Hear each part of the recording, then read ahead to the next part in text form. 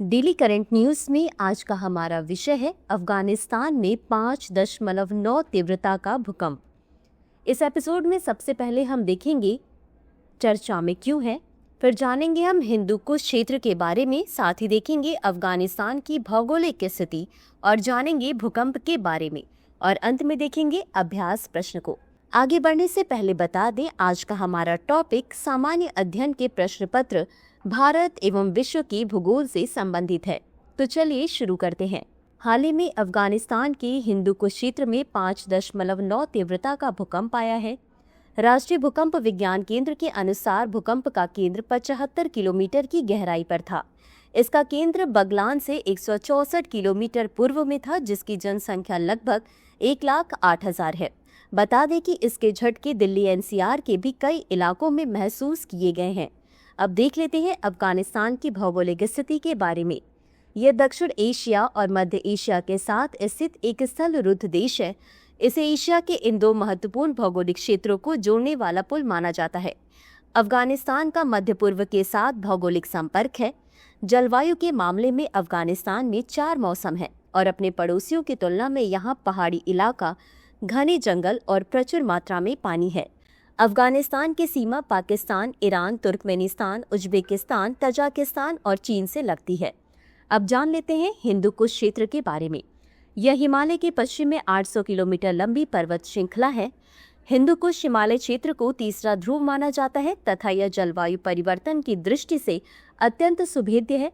पर्वतीय क्षेत्र होने के कारण यहाँ डेटा एकत्र करना कठिन है। हिंदू कुश हिमालय क्षेत्र अफगानिस्तान, बांग्लादेश, भूटान, चीन, Bharat, Kyrgyzstan, Mongolia, Myanmar, Nepal, Pakistan, Tajikistan और उज्बेकिस्तान तक फैला है।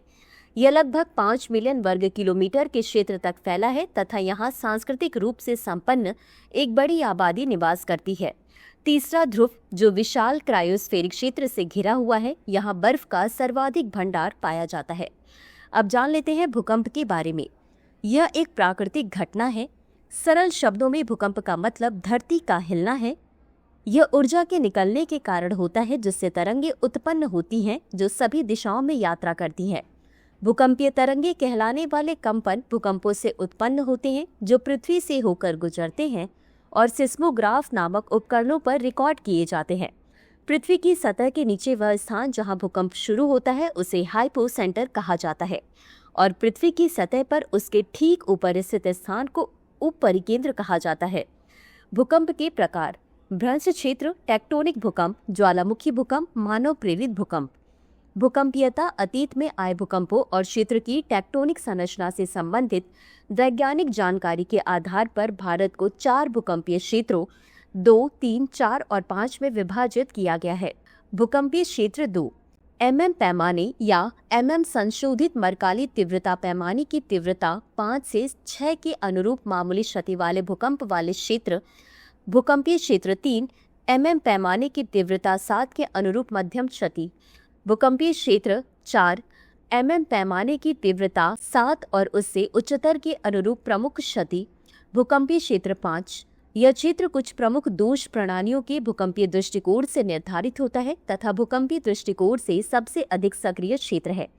भूकंप क्षेत्र 5 भूकंप के लिए सबसे अधिक संवेदनशील है, जहां ऐतिहासिक रूप से देश के कुछ सबसे शक्तिशाली झटके आए हैं। इन क्षेत्रों में 7.0 से अधिक तीव्रता वाले भूकंप आए हैं तथा इनकी तीव्रता 9 से भी अधिक रही है। अंत में देख लेते हैं आज के अभ्यास प्रश्न को। हिंदू कुश क्षेत्र के संदर्भ में निम्नलिखित कथनों पर विचार करें। 1. यह हिमालय के पश्चिम में 800 किलोमीटर लंबी पर्वत श्रृंखला है। 2.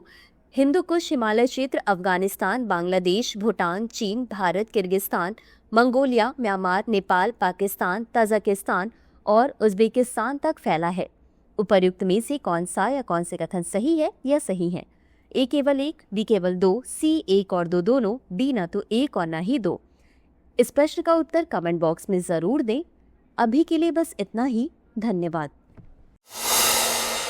डियर व्यूअर्स, अपने एग्जाम की तैयारी को और बेहतर करने के लिए हमारे चैनल को लाइक, शेयर और सब्सक्राइब करना न भूलें।